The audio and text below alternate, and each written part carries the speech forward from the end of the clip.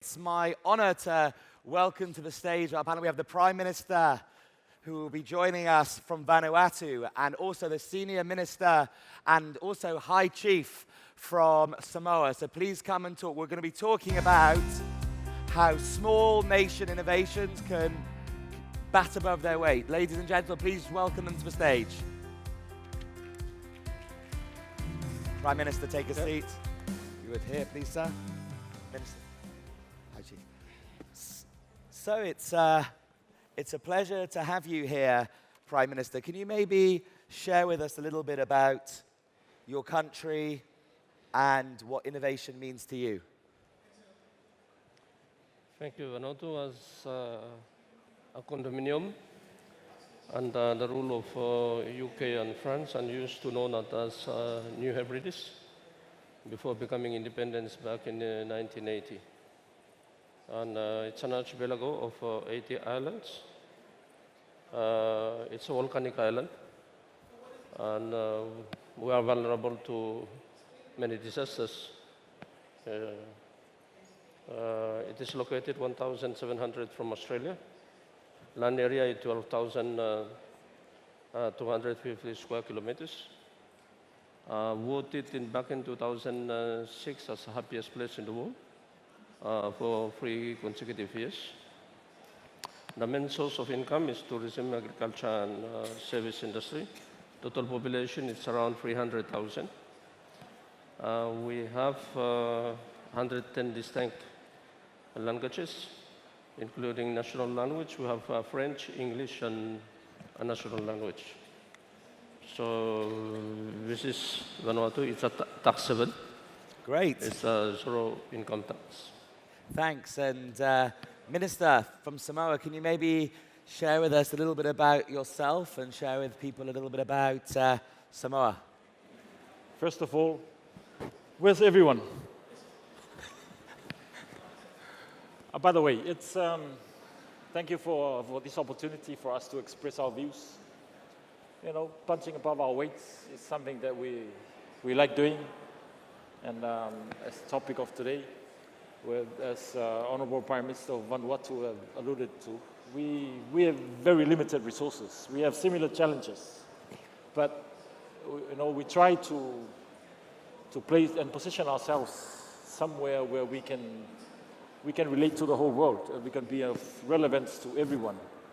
So within our own communities, it's building our infrastructures and capacity building of our people. As we build our digital transformation and heading towards building our digital economies, for Samoa itself, we have submarine cables that are now connecting us, improving our connectivity in all ways. And now, you know, we are limitless. With a small island population, for us it's only 200,000 people. But we view ourselves now as, you know, we are not limited by that number anymore because of our connectivity and our ability now to just provide affordable internet and fast, effective connectivity for everyone. We can do business from Samoa for any company here. And so for us, we need to maintain our relevance to the whole world. Our minimum salaries at the moment is $1.29 Singapore money per hour. So $1.29. So if, you know, for companies in Singapore and the world to come set up in Samoa, it's much cheaper. Internet cost is very low but fast and efficient. We're building data centers. There's a company coming to build data centers in our country because we have managed the infrastructure that can connect everyone, but we're building our capacity. We've been meeting with people here in Singapore to try and form partnership, because it's partnership that will enable us to get into fast-tracking our economies. And Prime Minister, for you as well, the internet connectivity is a key growth, is a key importance for your economy? Yes, it is, as I mentioned earlier, but it is an archipelago of more than 83 islands, and telecommunication and can be a key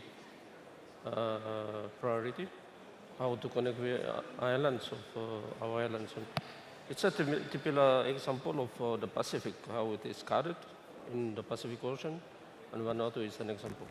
And do you find that, obviously, what you said before is obviously very important for companies wanting where you can get high-skilled workforce for a lower price. Are you seeing that the growth of your economies will come from this outsourcing, or is it to try and encourage inter-Pacific trade? How are we going to see the Pacific economy grow over the next 5, 6, 7 years? It's partnership. So it can be both. It can be from within, or it can be from outside as well. But mainly, we're preparing our infrastructures to enable everything that will help a company that's looking in and be interested in the Pacific. There's a lot of Pacific islands now that are very connected to submarine cables. And for us, it's attracting and providing incentives. We have got incentives all the way to providing citizenship for those that are wanting to invest in our countries, and at particular amounts. And then they can be entitled to becoming citizens of the country. So you do a citizenship by investment scheme? Yes, we and have. What kind of level investment does people need? I think if our value is 4 million tala, which is, I think, for you, it's something like 1.5 million. So as people invest there, then they develop the economy, they Yes. can then get... So we provide incentives, people come set up, employ our people, that's the future of us. And that's something that's important also with Vanuatu. You have similar, you want to encourage more foreign businesses to come into Vanuatu also? Yes, this is what the government of Vanuatu is trying to put in place, conducive environment to attract more investment to come to Vanuatu. But as it is a small society, small community, a small population, so private sector is very small. We need more support from the government to build infrastructures, especially telecommunication infrastructures, utilities, roads and wharves and so on. But government is trying to do more efforts, and one of the incentives is to continue to keep Vanuatu as a tax haven. There's no income tax until today. Very good. And yourself, and how important is, I'm asking about rugby, important for Samoa? I'm a Welshman, so we always were scared to play against the Samoans. You can see the difference in... Rugby is a big part of our DNA. Did you used to play rugby when you were young? And what position did you used to play? I still keep fit. I played fullback and centers. And there's a big competition happening right now in Australasia called Global Rapid Rugby, and Singapore has a team. It's a very good team at the moment. So rugby is a big part of our investments. Government invest in rugby, so rugby players go get contracts. And there's some players getting contracts in Singapore and Sri Lanka. Oh, wow. For at the moment. And, we hope to have an exchange as well. Not just in the digital economy, but rugby. And what about, for both of you, is tourism a sector where you see, is tourism important for you, trying to get more people to visit Vanuatu? It is. Tourism represents 40% of our GDP in Vanuatu, so it's very important, and we have more potentials to develop, and actually government is engaging more to build infrastructures such as airport and to renew sets of plants so that we can bring more tourists to Vanuatu. And for yourself, one of your growth, obviously I know communication, information is yours, but how important is tourism to the GDP of Samoa? Tourism is the #1 earner of our GDP. It's the biggest part of our GDP. And second is we get money from our diaspora overseas. So tourism is a big part.